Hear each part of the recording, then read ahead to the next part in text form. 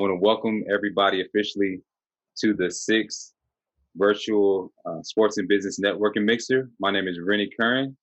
I am a former professional athlete. I'm a keynote speaker, author, and the CEO of Game Changer Coaching.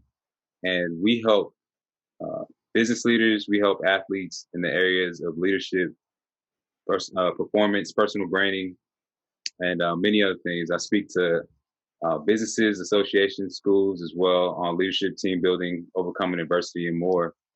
And it is my honor to have you all. One other thing that I do that is very special, and a part of this as well, is I have a nonprofit called the Game Changers Foundation that I recently launched.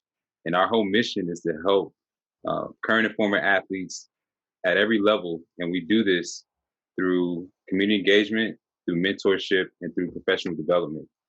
And so that's our mission, and we've been going strong. Anthony is actually one of the members on the advisory board. And so part of this, the funds that are raised goes to support those athletes, whether they're going through the transition at the tail end of their career or whether they're at the beginning of their career, just trying to grow, trying to learn, trying to gain that mentorship and that guidance. So I want to just share a little bit about the Sports and Business Network and why you are all here. This is really something that spawned out of an opportunity. It came as an opportunity to do a pregame watch party at first, and there's a lot of those going on in Atlanta. And I was like, man, at the time I had a different business partner, and I was like, hey, man, I want to do something that not only helps to build my brand, but also helps to build the brand of those I'm connected to. So that's athletes, that's business leaders, creating a platform for them to come together and really build just opportunities and empower each other. And so now that we've progressed, that was about a year and a half ago. Me and my current partner, Sharon Garner, and manager, who is the CEO of the Event Life, we now have continued on with that mission. And our mission with the Sports and Business Network is to bring together athletes and business leaders together using sports as a bridge to create opportunities for partnership, collaboration, and empowerment. And so that's the main premise of it. So I really hope that through this event, even though we're not able to meet in person, which is tough, we can still create opportunities to really learn from each other and empower each other. And hopefully, as you're posting in the chat area and as our panelists are talking, that'll hopefully lead to something where you guys can connect and hopefully do business together. So I would not have been able to do any of this without our partners. So one of our main partners is the Buckhead Club, which I joined not too long, around 2017, 2018, after I transitioned out of the game of football. And when we came up with the concept to do the Sports and Business Networking mixer, that the general manager, Jeff Goldwarner, was the first person that I reached out to. And I was like, hey, man, I got this idea. We can create this amazing event. We can bring together my network of athletes, and we can bring together the business leaders who are part of the Buckhead Club, and they were nothing but supportive. So that being said, Jeff had to run today, so he won't be able to be on. But we have Anna Chapin, who is the director of events, I believe. She'll tell you more about what she does, but she's going to share some just brief words about the Buckhead Club and our partnership. Yeah.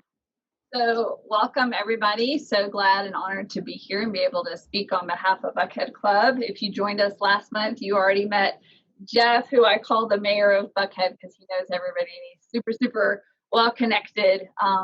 But just quickly, so as Rennie referenced earlier, I'm the director of member experience, which basically means I am in charge of activating all club events.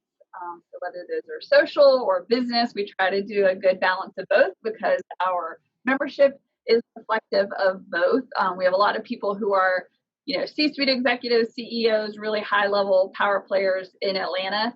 So they're here to, host their clients, do those power luncheons, that kind of thing, host their private events, receptions, things like that. We have a lot of people who are like, you know what, I'm just here to network. I want to have a nice dinner. I want to enjoy a glass of wine. So we do the wine dinners, the champagne tastings, the cocktail parties, mixers, all kinds of, fun stuff, Mardi Gras parties, all the good stuff. So if you have not yet checked us out, we've been in the Atlanta market alive and well for 30 plus years. We're located on Peachtree Street in Buckhead. So Rennie can give you a tour. I can give you a tour. Either of us are happy to connect you with our membership directors, but just in closing, really excited to partner. This is a fantastic platform. And just to brag a little bit on Rennie, so he's humble, he didn't mention, but he's actually on the board here at Buckhead Club. So really excited to give him a platform and continue to promote his good work and everything he's doing with all of our amazing panelists in the community. Awesome, awesome. All right, so with that being said, we are going to get started with our amazing group of panelists. And our topic for today is pivoting in uncertain times. And so my whole goal with this topic is to give you all some tips that will help you navigate your career, your business, and life during these times of uncertainty. We all know it's a lot of craziness going on, just with the COVID, with people losing their jobs, people losing their businesses, or their businesses aren't what they're used to it being. Everybody's outside of their comfort zone. There's so much going on. So we're all pivoting in some form or fashion. So it's not just about your job. Like your life may be in a pivot right now. You may be at home where you're used to being around and engaging with different types of people. So I brought together an amazing group of powerful leaders who I want to just have the opportunity to share with you different tips, tools, and practical strategies that you can apply to your daily life. And I've been able to meet all these different people just through networking, through, you know, whether it's somebody I knew or just throughout my life. And so what I'm gonna do is I'm gonna give a brief introduction, and I'm gonna set them up with the alley-oop to be able to introduce themselves and make that slam dunk. So yeah, let's get started. The first person I have is Miss Daphne Valcin. Did I say it right, Daphne? Daphne? All right. Yeah. Great. I was stressing over the last name. I was like, is it Valcin or Valcin? Nah, so Daphne is a coach, speaker, and trainer who specializes in helping individuals thrive at life, work, and business. As a results-driven business coach, she helps business leaders magnify their profits and results through providing accountability, collaborative problem solving, and strategic planning support around sales and marketing initiatives. She's been featured on Forbes and Voyage magazine and has served hundreds of clients since launching her business in 2014. So ladies and gentlemen, please welcome this amazing MVP, Ms. Daphne Valcin. Make sure you unmute yourself. There you go. Thank you so much for having me, Rennie. Thank you, Sharon. Thank you to the Buckhead Club. I'm excited to be here. I'm excited to inspire. I'm excited to help individuals and businesses understand how to be more resilient during this time. But like you said, my job is to help people with career advancement or business growth. I'm a certified life coach. But those are the niches that I really, really love. And I'm a speaker and a trainer, also a member of the National Speakers Association, just like Rennie. And I'm just in love with the work that I do, and I'm so excited to be here and to help everyone today. Thank you for having me. Awesome, great job. All right, so the next person we have is another all-star, amazing heavy hitter, and we met actually through a panel that we both were on. And she just had some amazing insights that she shared. And I was like, man, I got to connect with her. And so Ms. Darrah Brustein is a 4-time founder, author, and coach who used to cringe at the word coaching, but she realizes this was her calling after helping so many clients who begged for her help to see massive results. Her experience includes 10 years building a successful credit card processing company, a networking events company of over 30,000 people, and a prolific writing and interviewing career where she's worked with major influencers such as Shaq, Deepak Chopra, Seth Godin, and many more. She knows all about pivoting, and I'm honored to have her. So ladies and gentlemen, please welcome Ms. Darrah Brustein. Darrah? Yeah, thanks. Welcome. Thank you for having me. I'm not going to belabor those generous remarks, but I will just say that ultimately, you are correct. I never intended to be a coach, but felt very called to do it after burning myself out in the career that you mentioned and feeling like there was a better way and that I could help people do that. So ultimately, I have found myself at a seat that is at the intersection of life coach and business strategist. We're sort of the woo-woo meets the practical. And my philosophy is design your life with intention and define success for yourself. Build a business or a career to fund that and elevate it rather than consume it. And then lastly, build a network to open the right doors and make it a hell of a lot more fun.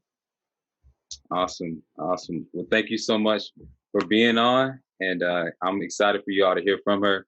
The next person we have is like a big brother to me. I've known Anthony since I was in like my junior year of high school, and he's continued to be somebody that's not only been a mentor, but just somebody who I look up to from afar, just from somebody who's like that family man, somebody who's a great businessman, somebody who I can always call on for advice. And a lot of what I do today is because of guys like him, of men like him who really poured into my life, made introductions, and really just created opportunities for me. So I'm honored to welcome Mr. Anthony Flynn.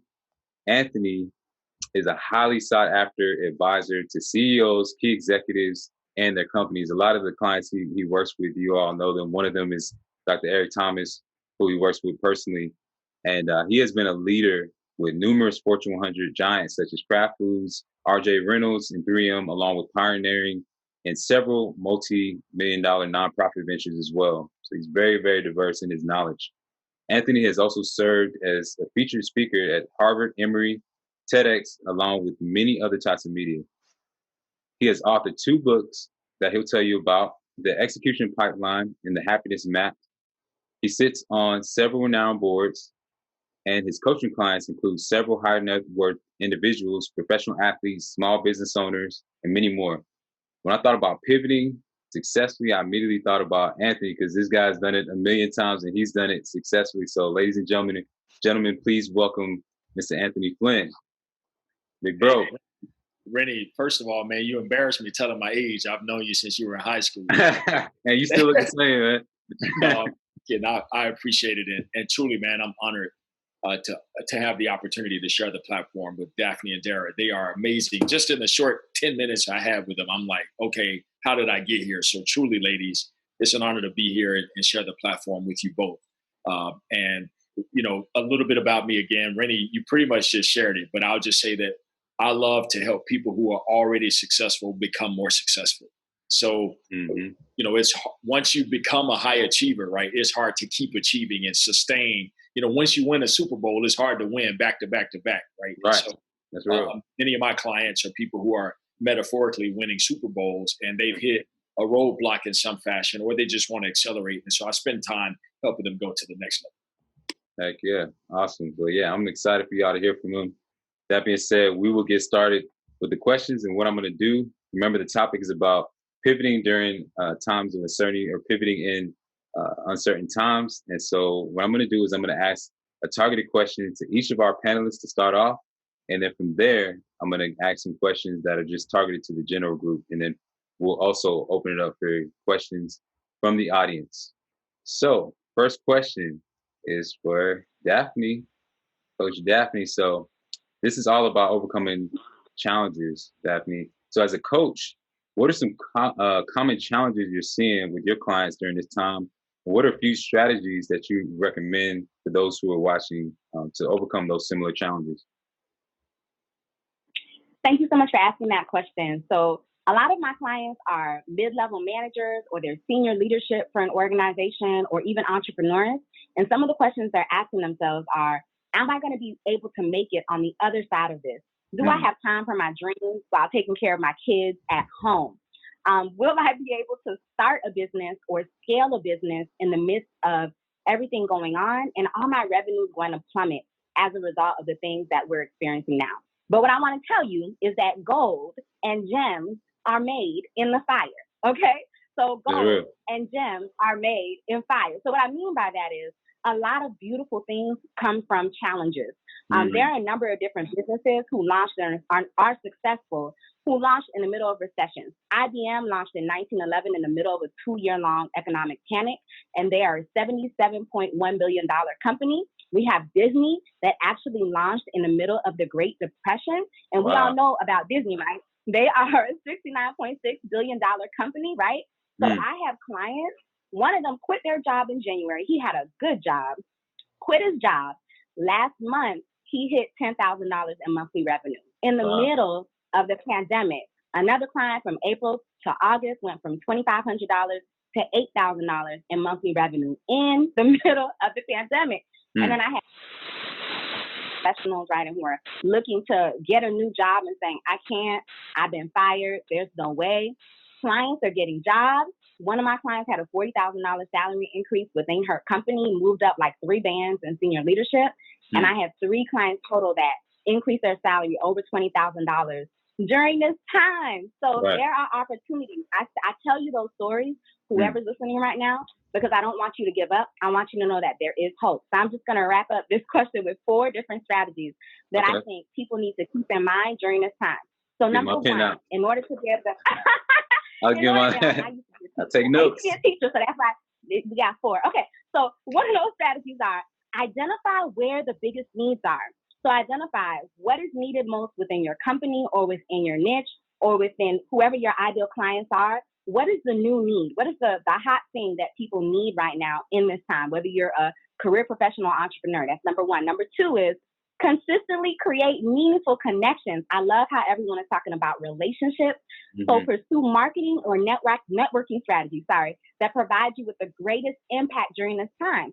So you may be afraid to network right now because you're like, who wants to network? Someone said to me yesterday, are there even events going on? Yes, there are events like this one. So network strategically, market strategically based on what can cause the biggest punch during this time. Number 3, strengthen your craft. If you are a speaker, become even a more awesome speaker. If you are a text creator, you create text, do it better right now. If you're a writer, become an even more amazing writer. How do you do that? Consider a degree, a certification, training, mentors like Anthony, get a mentor, get a coach, start reading more, whatever you can do to hone in on your craft, because we want to be fire resistant. We want to be fireproof. We want to come out as gems, or gold. And in order to do that, you got to be ready. You got to be ready for the opportunities that might come your way. And lastly, prioritize perseverance. A Forbes article said that out of SAT scores, IQ, grades, all of that kind of stuff, biggest indicators of success, grit and passion. Grit and passion. If you can persevere, if you can be resilient, I'm sure every panelist right now who's on this call can tell you perseverance has been a huge part of their story. So I want you to remember to keep going, keep pushing. Don't be afraid to kind of, regroup and do something new when challenges come your way. So perseverance, prioritize perseverance. Thank you so much for that question. Man, that was amazing. Y'all see why I brought her on, right? Like, she's a powerhouse, killing it. So I hope you all took notes, as I sure did.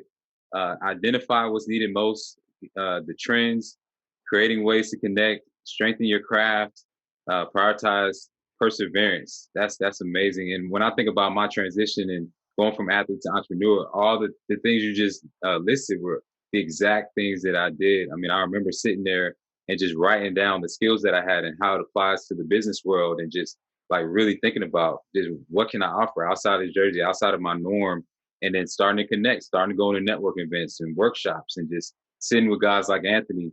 So you're exactly right. Thank you so much for everything you shared. I hope you all got a lot out of that. So with that being said, we're going to move on to Darrah. So let's go. All right. And this is all about entrepreneurship and networking. So how important has networking and relationship been to your career as you've had to pivot? And what advice can you give when it comes to networking and relationship building? How much time do we have? Right. Yeah, keep it concise. Yeah, no, I'm kidding. So networking, hands down, relation. So networking to me, first, let's level set what that means. It's just a fancy word for relationship building. Right. And nurturing, not just starting, but nurturing. And I have done everything in my businesses through relationships. I saw Mark McKenzie on here. He knows, he's been with me from the early days. Yeah. And, I grew a company into 38 states, knowing no digital strategies, having no budget for marketing or advertising, exclusively through relationship building. And that is all undergirded by sincerity, authenticity, and generosity. And so a tangible way for people to look at this, and something you can do from home while building new relationships and nurturing the ones you have, is a challenge that I started years ago with the intention of impacting 1 million people to do this. It's called Give It Forward. And for 30 days, if you want to do less, you want to do more, up to you. You go into each day with the intention to proactively reach out to one person in your network and offer to be generous and giving to them in some way with no strings attached. That's the most important part. If anyone does not know Adam Grant has coined this through social science, that there are givers, takers, and matchers in this world. And this is not about matching, and it's not about manipulating with the hope that someone will give back to you because you're generous to them. It's about being generous without being a martyr. That's the most important asterisk caveat in that. And when you do, so if I were to say, hey, Rennie, I decided that I'm going to take this Give It Forward challenge, and you're the person that I wanted to reach out to and support today. And I might say something like, what's some way that I can support a goal, hope, dream, challenge, etc., like tee you up for success. And here's what's most important, that we're all going to have this opportunity one day, whether it's this explicit or otherwise. Rennie needs to be prepared to answer this question. He needs to know what he needs and know how to concisely ask. And he needs to be open to receiving, which sounds so obvious, but it is not. I mean, how many times have you been asked for something and your walls go up and you're like, I don't need your help. What's the string? I don't want to owe you something. I got this. I can do this by myself. True. It's about believing that you can say yes and trusting and knowing that it's going, like that there's this karmic retribution to the cycle of giving. So Rennie would tell me what it is and I would say, hey, great, I'm not a magic fairy, but I'm going to do my absolute best to help you do this. Yeah. And then you follow up and follow through. And one of the most beautiful pieces that helps with the nurturing of your relationships and network is that I might say, the key to what you need is Daphne. So let me reach back out to my friend Daphne. Then I get a touch point with Daphne. We stay top of mind and don't lose mind share. And I say, here's a mutually beneficial opportunity. Do you want to meet my friend Rennie? Got triple buy-in, made the introduction. I scoot out of the picture. They both follow up with me to let me know how it goes. Ta-da, everyone is winning. We have relationships. We have gone out, and bonus effect, there is no such thing as selfless giving because ultimately you feel really good. So this to me is like the way to get out of our own bullshit, to get out of the ruts, to nurture our networks, to be a person that you would want to have in your own circle, and to become a super connector, which ultimately is the fastest track to get where you want. And then I will make one other quick point. Daphne talked about mentorship, and I think this is an incredibly important piece of success in life and business. And I want to break it down into 5 different types of mentorship because we often think that there's just one. And the first style that we often think of is like the traditional old school. I'm sitting here in my leather chair behind my mahogany desk and you're over there and I'm pouring so much into you and it's very unilateral because I probably see something of myself in younger you and I really want to support you. That's one way, but it's a really heavy lift and not always the most accessible way. Second way is co-mentorship. So if I said, hey, Anthony, I want to learn this thing that you know and you want to learn this thing that I know, we're going to become co-mentors for each other and we're going to create the game plan and the rules of engagement. Third is mentorship from afar. So a lot of the people you listed in my embarrassingly rich history of collaborations, they were mentors from afar for me. They were people who didn't know that I existed, but I got to ingest the content they put out in the world through their speaking, their writing, their books. You can get mentored from afar. The fourth are mentoring moments. So these are the moments when you're at an event and someone speaks, or you just meet each other in a lift share or something along those lines, and you get 5 minutes with them and you can glean something profound in those couple minutes, which typically means you either have to do your homework and or you have to be a person who is available to ask sincere and thoughtful questions and then really listen. And then the last one is reverse mentorship. And I see this a lot in Fortune 500 companies where the person who is more seasoned in their career gets mentored by the person who is earlier in their career because there is a lot to gain. And this is really useful for people who ask themselves, what is it that I have to offer and give? Don't doubt it. It goes back to Give It Forward. It will remind you how much you have to give that is valuable to other people, even if a connection that you never thought could have so much fruit that it could bear. With that, I will mute myself. That was awesome. Hey, once again, got them heavy hitters on here. She just gave so much knowledge and just, I took so much notes from that. So awesome. What stuck out to me was the sincerity, authenticity, generosity piece. That was big because I feel like so many times when we think about networking, we think about what's in this for me. We walk into a room and we're like, okay, what's that person's title over there? Are they relevant to me? And can they help my business? Can they add value? Instead of just approaching it in a way where it's about that generosity, about giving and serving and understanding that it's going to come back to you. And then another thing I try to tell people is don't just network based off titles, because where somebody is right now, they're not going to be there 5 years ago. When I knew Anthony back 5 years ago, he was in a different place than he is now. So it's about that relationship, like you said before. So you said so many amazing things. And I never even thought about the 5 types of mentorship, which, we've all kind of done each of these, but it's about intentionality. So thank you so much for sharing that. So let's move on to Anthony. I'm excited to hear what my big bro got to say.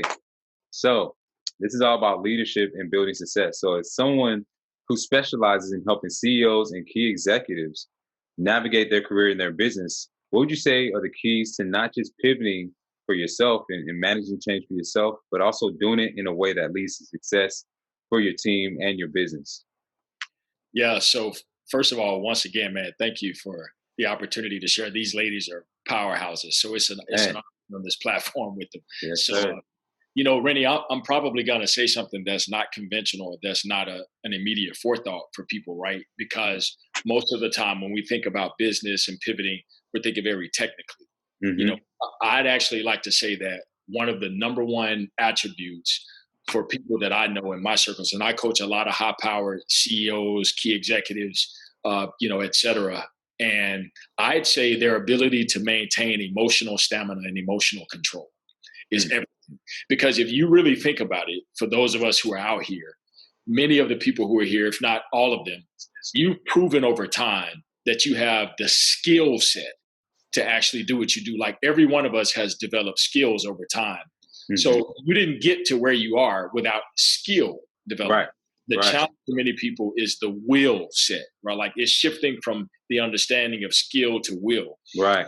And when you hit a wall or when you get punched in the face or kicked in the mouth, most people try to turn to a technical thing. Well, maybe if I go get another degree, or if I go get another certificate, or if I go, and they're taking for granted the ability to actually invest in their emotional state, their emotional stamina, their resilience, and their ability to persist through those moments. And so usually I help people take a step back, put the skill down for a second, and let's think about how you got emotionally rocked, because the emotional rocker is probably what's throwing off your rhythm, right? And so once we get you settled and we put some guardrails around you emotionally, we can put you back into the skill set aspect.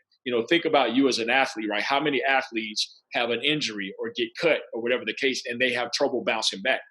Right. You had the skill. You've been running with a football since you were 6. So you've proven you've had the skill for 20 years. So it's probably not a skill issue. It's something going on with your mental and your psyche that we need to make some adjustments around. And once we help you adjust there, we can put you back on the skill track and get you rolling. That's powerful, man. You're exactly right. And that's nowhere is that more true than in the sports world, because we will quickly invest in a new weight system, new trainer, new piece of any type of equipment, and the things that you can physically see instead of the things that you can't see, the things that are internal, like your mindset, like you said, and that's becoming so big right now. Everybody knows, especially for right now, mental health is such a big challenge, especially because we're all outside of our comfort zones and whatnot. So exactly what you said is so true. Being able to manage your emotions, not hit the panic button, all those things. I know when this all first happened with COVID, so many people did not know what to do. Their businesses were just, the stock market's going crazy. All types of things are happening. So you're exactly right when it comes to just that, the will versus the skill. And so now let's get into our questions that are geared towards anybody on our panel. So this is a very, I'm gonna need you guys to jog back in your memory, right? I know y'all all are successful in doing big things, and but I need y'all to remember back to when, because we have some people on here right now that this is their first time going through any type of major adversity, right? Any type of time where they've had to pivot in their life, whether it's their job or they lost somebody that was close to them, or just things are in disarray right now. So when was the first time you had to pivot, and what was a major lesson you learned that you can share with our audience? If I can open with that. Yeah, go ahead, bro. I was actually 4 years old. Wow. And it was when my mom and dad separated for the first time. Born to a teenage mom in poverty, and life as I knew it all of a sudden was a wreck, and it was completely different from what I saw. So I like to tell people that was the moment when I became the CEO of Anthony Inc. Of me incorporated, right? So a lot of life lessons, Rennie, and again, don't complicate this, right? You don't need a PhD. A PhD is just good enough, right? So the skills that I learned when navigating a crisis at 4 years old are the same skill that I bring to the forefront when I hit a wall or hit a crisis in this climate right here. And so now naturally there have been things that I've had to grow on again on my skill side, but I want to keep emphasizing this. It's going to sound redundant, but so many people will discredit what I'm saying. And again, immediately think if I just get another degree, if I get another certificate, right. PhD, if I get an MBA, that stuff is fantastic. I am not knocking that. I'm all about education. You know me, Rennie. I'm a voracious reader and learner. I love to learn and love information. But at the end of the day, none of that matters if you can't develop the psyche and the will set to actually power through and apply. Information alone won't do. You need application. Right. So my pivot was 4 years old. I learned to apply pain to purpose. That's powerful, man. Yeah. Darrah, you got something you want to add? In my adult career that were these exact moments of rug pulled out, pivotal pivot moments. The first one was when I was 22 in my first career in the fashion industry.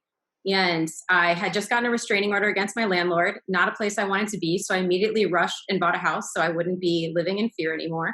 And 2 months later, about 2 weeks before Christmas, the company I was working for went under and everyone lost their job. And suddenly I'm in this position where I'm thinking, wow, I guess this is what adulthood is like. And I spent the next 2 years, this was then 2007 to 9, so pre and actual recession, working for other companies that just kept downsizing and I would lose my job. And I kept thinking, well, it's not that I'm not good at my job. Like in the first one, I sold $1 million in 10 months. That was my goal in 3 years. So I said, the data is not evident that it's not that I'm not performing. It's that there's something else. And the lesson for me was when I started reflecting back and I thought, what is this here? Like, what's really the blessing behind all of this turmoil? It was that I needed to be listening to myself. And instead I kept listening to the outside voices that were telling me things like, you're just an entitled millennial who won't wait for turn and climb the corporate ladder. And I was like, the ladder just got knocked out time and time again. What ladder are you talking about? Or you have to work for someone else before you can work for yourself for X number of arbitrary years. Or, you know, you just like all these just like silly things like, oh, it's so much more stable to work for someone else than it is for yourself. And I was like, these might be truths and truisms for you, but they haven't been the case for me. And actually, this has given me the incentive and momentum to look back to Anthony's point at my childhood. And I thought, what did I gravitate towards when I was a kid? What did I want to do? Where were the demarcating moments? And I look back and I thought, I was writing chapter books in second grade. I was selling things out of the porch of my house. Anyone who came to our little farmhouse outside of Philadelphia. And I had said I would make PowerPoint presentations, pre-PowerPoint on poster boards with a suit to get my ears pierced and get a cat, like do these crazy things because I was wired to be in sales and to have a business. I didn't know the word entrepreneur. And it was at that point at this like quarter life crisis at age 25 where I realized you have to go out and do the thing that you actually want to do and stop letting the voices be the ones that stop you. But that wasn't the end. You know, just because you make these decisions and you touch in with your inner knowing doesn't mean that everything just goes perfectly from there. The first business my brother and I started, I worked with my twin brother in our first company 11 years ago. We founded this during, to Daphne's point, the recession. In 2009, we started a financial services company. And we had so much tumult, up and down, up and down. 3 times we went back to zero, 2 of which, if you can believe it, were because of embezzlements. And each time I had to listen to the external voices of even my own mother saying to me, I don't think you can do it. I think you need to quit, shut down the business and walk away and get a job. And everyone else who I love saying that because they came from this place of love, but really they were speaking to the demons in my head that were saying, you can't do it, you're not good enough. But when I really sat quietly with myself and listened to what my inner voice said, it said, you can do this and you're going to do this, keep going. So those were some of the lessons that I learned from some major pivots. That's powerful. Daphne, I know you got something. Come on, give me some. Give me some, coach. Sure. So I can talk about one of the times that I pivoted in my business. One of the first times that I pivoted. So when I started out as a life coach, I got my life coaching certification. I spent thousands of dollars on it. And I was very friendly in college and throughout life. So I figured business was going to be easy to start. I was going to have all these clients. And I started my business. I was able to get 30 consultations booked my first week, but guess how many I closed? One. So I only got one client. I made $72 my first month in business when I was very used to achieving. I am an overachiever. I got good grades. I spoke at my college graduation. I'm used to doing good as long as it's in my control. So here I was thinking that I was in control of this business, and it didn't work out. So what I had to do was three things. I think I had to have a new mindset. I think I had to realize that I needed new mastery in business. I thought I could just be good at what I did. And I didn't realize I had to learn sales and marketing. I didn't realize that. And then I had to have some new routines to be able to be successful, which for anybody who's watching, new mindset, new mastery, new routines. I was not managing my time well as a business owner because I was used to other people giving me deadlines and me meeting or exceeding them. But I didn't have any deadlines for myself, so I was moving really slow at home. I'm going to be transparent here. I was cleaning. I'm supposed to be doing my business. I'm like, I need to sleep. I want to cook. I'm at management. Lots of naps, so no clients, right? And then little by little, clients built, but it wasn't quick enough for me. So the 6 months into me being in business, I pulled my husband to me, and I was like, hey, I thought I was supposed to be an entrepreneur, but maybe, I was wrong. Maybe I'm very spiritual, so maybe I heard wrong from God, and I think it's time for me to go get a job because I got skills, right? So I'm go back to the skills. My husband said, no, this is something that you said you were going to do, so you need to do it. And he asked me, how long did I need? I said 6 months.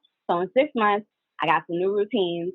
I learned all about marketing and sales, and I was able to leave the side opportunity that I was doing to try to pay the bills. I was tutoring on the side. I was able to let go of that about 2 months after that 6 month mark, and didn't have to continue to do the side gigs. So I learned that you got to have a new mindset when you're doing new things. You may even have to have some new routines, and there may be some new skills that you got to gain so that you can pivot. Because I was devastated. I didn't know, I was not used to things like not working out. So just like what Darrah said, when you start a company, you're really excited, you see all the potential, you've done great things before. It was really hard. But again, for anybody who's watching, I want to tell you that there is another side to whatever it is that you're facing. You just got to figure out what are those new things for you that you need to put on so that you can transition. So that's one of my stories of having those challenges, that pivotal moment for me. Love it. Love it. Thank you for everything that you all shared. I mean, I can definitely, everything that you all said makes me think back of when, once again, I was going through my first pivot, which was back in 2011. And I was just like you. I was used to being successful. I came out of University of Georgia. Everything was all good, made to the NFL. And I just thought it was going to be like the movies where you just, they hop in the car and they ride off into the sunset. And it's like, it's credits rolling. It's like, it got real quick. Like after my second year, the lockout happened. And then, coaching staff gets fired. They draft new draft picks. And I'm like that. I become like that stepchild. And so I found myself very quickly back home at the crib, just like back in Snellville where it all started. And I was just like, man, I didn't know what happened. I didn't know what I was going to do next. And it just did not make any sense at all. And that's when I did a lot of the things that you all just mentioned. So establishing a new mindset, creating a new routine, really trying to invest in myself. And one of the lessons I learned is you got to be a constant learner. You got to be a student. You got to be willing to humble yourself. And that was the biggest thing that helped me during that time, was like not thinking that, because I made it to this high level, that is just going to transfer over into the business. Nah, it's like, just like I started from Little League with football and built and learned the fundamentals and built my way up, I had to do the same thing in business. So I had to get in front of those business leaders. I had to go to the workshops. I had to watch the YouTube videos, read the books, like do everything that I had to do to build myself. So exactly what you all said, it was so powerful, and I totally agree. So we got one more question, then we're going to hear from our audience. So the next question I have, now that we all know that change is going to happen, pivoting is going to happen, it's inevitable, whether we like it or not, what are some of the ways that we can prepare for change and being able to pivot before it actually happens? How can you be pivot proof? Anybody want to answer that? Y'all don't be shy now. I know y'all like to talk. Okay, go ahead. Yeah, I'm used to always talking, so I'm happy to share. But hey, everybody's like, I'm good. I'm happy. But yeah, go ahead, bro. You got it. Well, so one of the things that I do, and my wife would always tease me when my kids were younger, but I would say create crises, right? Like I intentionally create crises. Yeah. And what I mean by that, right, is that I'm constantly looking for ways to innovate forward. Because, and so what happens is when I hit a roadblock or when I hit a barrier, it's part of my DNA. Because I've been used to roller coasters, it doesn't throw me off too much. And so very practically, Rennie, when I'm building businesses, when I'm building infrastructures, whatever the case, right, the intention is to constantly create crises.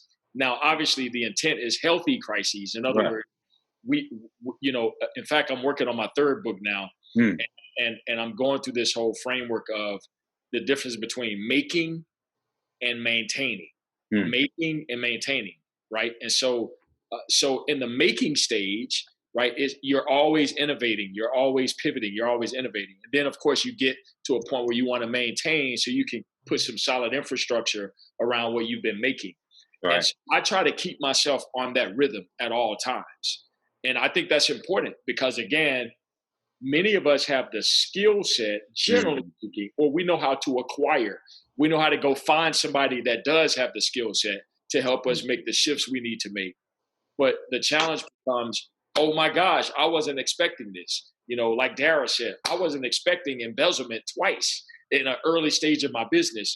How do I respond? What did everybody tell her? Everybody else said, shut it down, get out of the way, kill it, right? Because that's the instinct of the human mind. The instinct is, oh my gosh, I've been shocked. It didn't go as planned. It's not as linear as I thought. Right. And I like to tell people, man, success is not a linear path. It's 100% of the time, something is going to be different than 100% of the time. Yep. It's not going to end up exactly like you planned it. It may be close, but it's not going to end up 100% like you planned it. And you literally have to embrace that mindset. Keep developing your skill in the process. I'm not abdicating skill nor neglecting skill. It's critical to be a learner, to develop skill.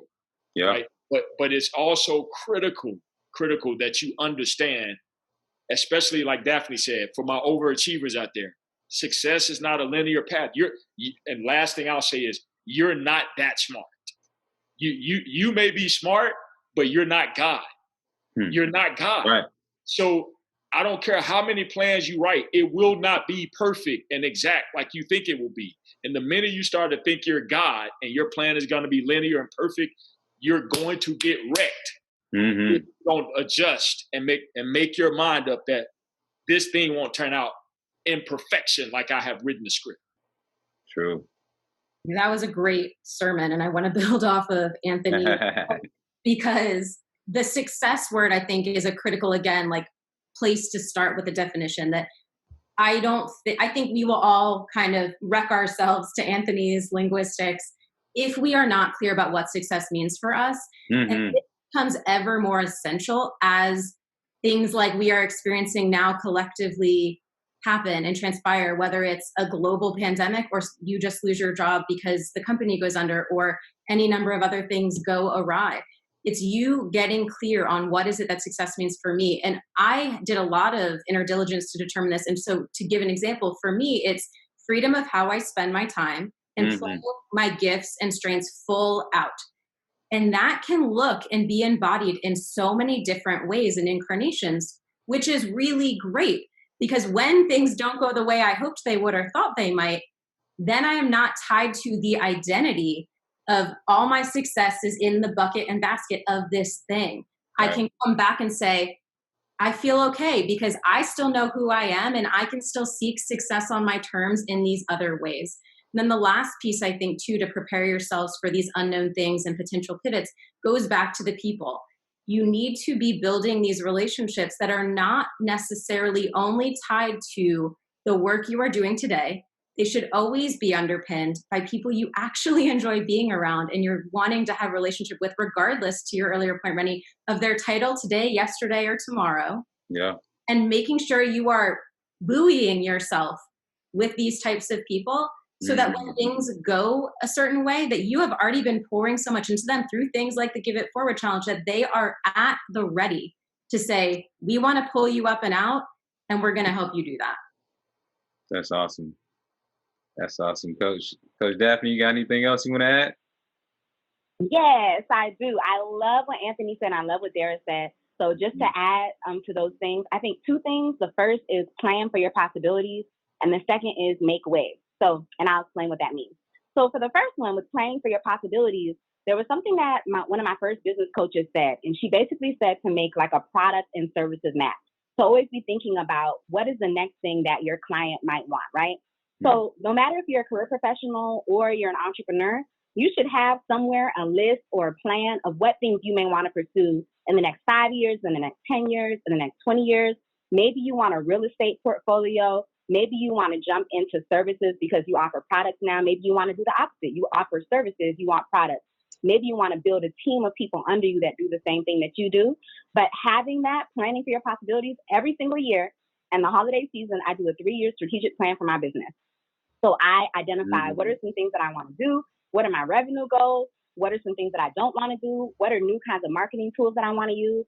So if you plan for those possibilities, if something happens and you need to pivot, you could just pick something that you were going to do 5 years from now and bring it on in now. You know, whatever you were thinking about doing 10 years from now, bring it on in now. You were talking to somebody who does real estate and you didn't think that you were going to be talking to them now and getting ideas.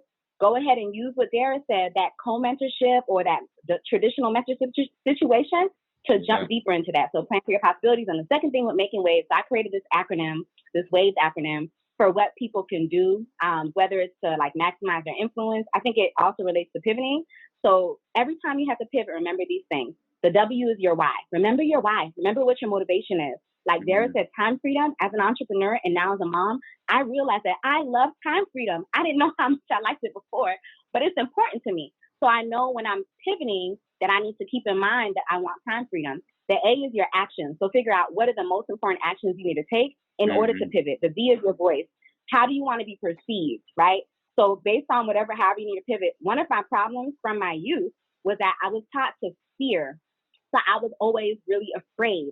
So when I wanted to become a speaker and I needed to like tell people that I was a speaker, I was like, yeah, I'm a speaker. I'm a professional speaker. And if you want to hire me, now that's not good. So I had to realize, what voice do I want to put out for this pivot, this new part of my life? The E is for your environment. I want everyone to be a culture changer. It's a phrase that I coined this year, basically. But how are you going to go into something and like influence, impact? When you walk into a room, like you glow, like how are you going to do that? Darrah, Anthony, and Rennie, they have the glow. Like people are going to remember them just because they're themselves. They're authentically themselves, but how they are is so powerful. So your environment, how are you going to be a culture changer? And then your special touch, that's the S. So figuring out what are your gifts. Like take some time and just think about what are some things you've been good at. And even though people don't want to talk about it, just like Darrah and Rennie said, even Anthony talked about this, from when you were a little child, what are some gifts that other people observed in you or that you realized in yourself? Because that may be that may be the root of your ability to pivot. So make waves and plan for possibilities. I think those two things are really important. I love it. I love it. You running short on time. What you got there? Really quickly, I have a tangible tool for what Daphne just said. And I apologize, it's going to sound like a plug, but it's not. But it's a resource I call the 9 questions to ask your network to help you find your path. And it's about this mirroring that Daphne is talking about. And you ask this to people in your life in different dimensions. And it allows you to assess and suss out the patterns to see what are my gifts, skills, proclivities, and otherwise that I'm either sleeping on because they come so naturally to me, or I'm not taking, like I'm just taking for granted. So if you just go to darrah.co, darrah.co/freebies, it's on there. It's super helpful. Awesome. Thank you for sharing that there. And I forgot to mention this at the beginning, but we do have some lucky winners that are going to be getting one of these. We're going to do a pitch deck, or not pitch deck, but we're going to do a pitch competition. So with your elevator pitch. So if you hang on to the end, we're going to get that going. But we want to open it up for a couple questions, Q&A from the audience. So if you have a question for any of our panelists or for everybody, make sure that you post it in there. And as the questions are rolling in, I'll just share, I think what you all shared was amazing, just from Anthony embracing the change to Daphne, what you said about focusing on actions, to Darrah, what you said about knowing what success is for you. I mean, all those things are extremely crucial for me. One of the things that helped me during my time or to prepare and to be pivot proof was to make sure that I'm building up like basically a reservoir. And it goes back to what you all said about building those relationships. The pay it forward challenge, I believe you said it was there, but just really making those connections and doing the work ahead of time, and even down to the fact where I'm doing a SWOT analysis on myself on like a 2-month, 3-month basis. I'm reviewing my skills and I'm doing a personal inventory of myself. So I'm always a step ahead of the game, or at least like if it does happen, I can pick up the phone and I can call somebody because I've been building those relationships and I've been adding value. And I have a good understanding of my business and what the current opportunities are and what also the threats are. So that awareness is huge. And what you said about focusing on action, I mean, I cannot explain the importance of that when things go bad, when things change quickly, just putting your hat on and really thinking about, okay, what are solutions? Because it's so easy to focus on what's going bad. So easy to focus on the problems and what you don't have. But what do you have? Focusing on that will be crucial. So we got a question that came in from Robert Woods, and he asked, can the panel speak to not just change, but the modern pace of change and its impact on long-term decision-making? So anybody want to take that on, just the talking about the pace of change and its impact on long-term decision-making? Yeah, one thing I'll say is I think it's critical that as you're thinking about changing and pivoting, and ladies, you probably heard this before, but one thing that I always keep in mind, right, is that I'm not running a business, I'm solving problems every day. So I tell people, don't start a business, solve a problem. And if you fall in love with the problem and not your process or your way of doing things, then as the problems evolve, you will evolve. You should evolve. Not everyone has the discipline to lose their ego and fall in love with the problem. Because, and I show the example, I went to, Rennie, Mercedes-Benz of North America is headquartered not far from my current home. And so I went in and I saw they had like a Maybach SUV, right? And then, of course, I saw the very first motor wagon, which was created in like 1886. And so I just did an image where I put the first motor wagon, which was in the lobby, 1886, compared to this Maybach SUV. In 1886, the problem was just getting from point A to point B, right? It's a different problem. Suppose Mercedes-Benz didn't evolve. They fell in love with the problem. People wanted to not walk. They wanted to ride, right? As a quick example of but they have had to evolve to stay in the game in the premium vehicle space. And so you can't be rolling up in a motor wagon and we're in SUV season, and so I want to challenge people with that. Lose your ego. When you start a business, respectfully, who cares what you think? Right. What matters is what the customer thinks. They're the one whose problem you're trying to solve. So focus on what they need. And as the problem evolves, you need to evolve also. And Robert, that energy wasn't directed to you. The energy is directed to all the people out there who swear they want to get in business, but they're really getting in for themselves. It's all about them. And it's like, bro, get in business to solve the need of the customer. It's not about you. Make it about the customer, right? And the best brands in the world, they're the best because they make it about the customer, not about themselves.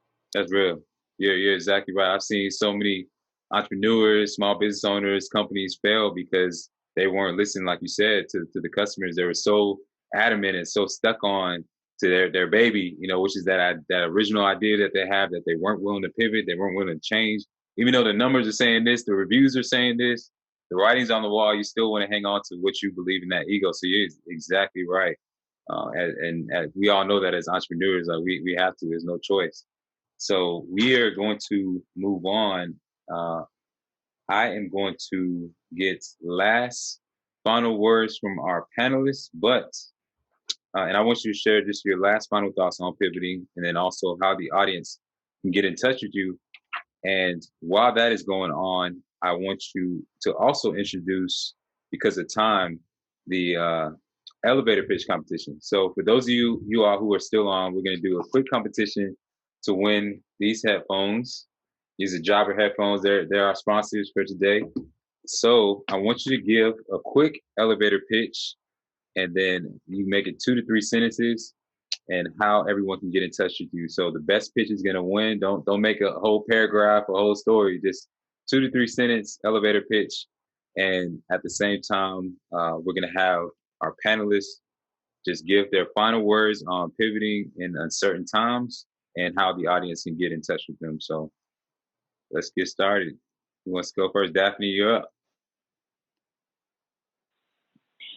So I just want to wrap up by saying there was that time in my business where I needed to figure out what I was going to do next and I was ready to give up. And even another time before that, kind of like Darrah, where my business, the company that I was working for was shutting down. I didn't like where I lived. Me and my boyfriend, who I thought we were going to get married, we broke up, and I was just crying because I was like, I've been doing everything right. Like, I feel like I've been doing everything right. What is going on? Like, I don't understand. And I was just crying and crying and crying.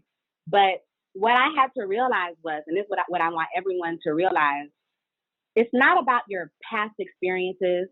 It's not about your credentials, because I think that's why I was so down. Like, I've been doing everything right. I did this, I did that. It's about your new mindset, your new mastery, your new routines, your new vision. Mm-hmm. So having that kind of perspective on life, where the grit, the perseverance is that one of the most important things is going to help you to be able to pivot. So prioritize perseverance is what I would want to leave the audience with. And in terms of how to get in touch with me, so you can go to my website, daphnevalcin.com. You can email me at daphne@daphnevalcin.com. That's DAPHNE at DAPHNEVALCIN.com. So those are the two best ways to get in touch with me, either through my website or Daphne@daphnevalcin.com. And you can look for me via my name. I'm on social media, LinkedIn, Facebook, Instagram. But it was just a pleasure for me to be here today. So thank you so much. Awesome. There, yeah.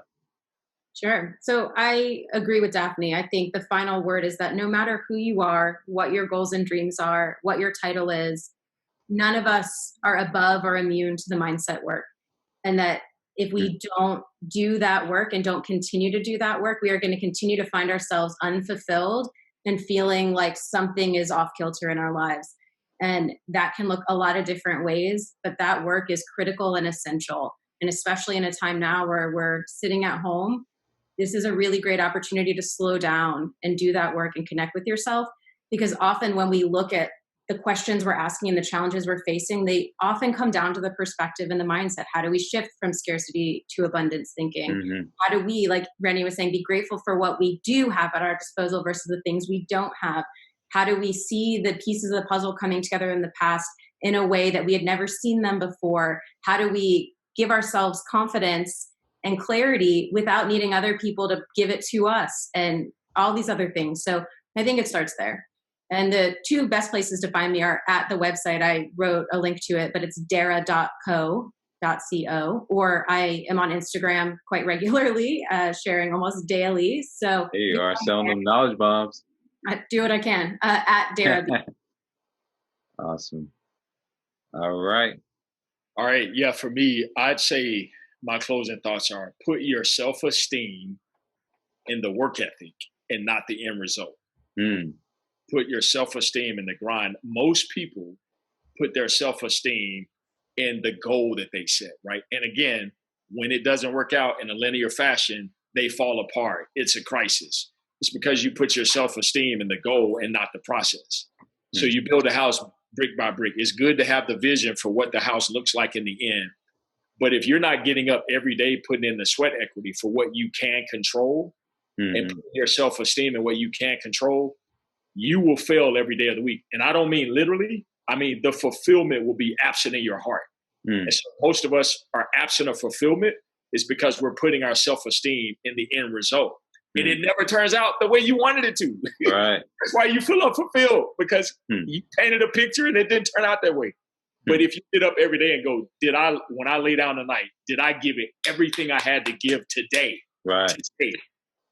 Put your self-esteem there, you'll be good. Let the end result will take care of itself if you get up every day and grind. Find find me at Anthony Flynn _AC, or you can go to my website, Amazing CEO. That's all. Hey, mic drop. Great job, Anthony, man. Everybody killed it. Man, one of the things that I took away from what you just said, Anthony, is when it comes to just pivoting, is expect to win. Expect to win. So as you are focusing on those goals, right, and not the outcome, and not placing your self-esteem in it, that still doesn't mean you should go in like half-stepping and passive and, just hoping, oh, maybe if I just do this, then maybe it'll, no. Like, have that confidence as you're putting forth those goals, as you're putting forth those efforts and embracing the process. Really go by faith and trust that good things are in store. Good things are going to happen. Like, put that energy out into the world, that it is like, it's only a matter of time before something good happens. You have to believe in it. Your vision has to be so powerful and so real to you that it doesn't matter what your current circumstance is. Because like Darrah said before, like people are going to tell you all types of things. They're going to project their realities onto you. Society is going to tell you another thing, that the world is in chaos and everything is going astray. So you have to expect great things to happen and truly believe it and have hope and just like know that every single morning that, man, I'm blessings are around the corner. I'm going to make that impact. My business is going to change lives. Like, just really, really claim that, have that abundance mindset, have that growth mindset, and just move forward every day. So with that being said, Rennie Curran, keynote speaker, author, CEO, Game Changer Coaching, and you can connect with me on Instagram at Rennie Curran, on my website, renniecurran.com.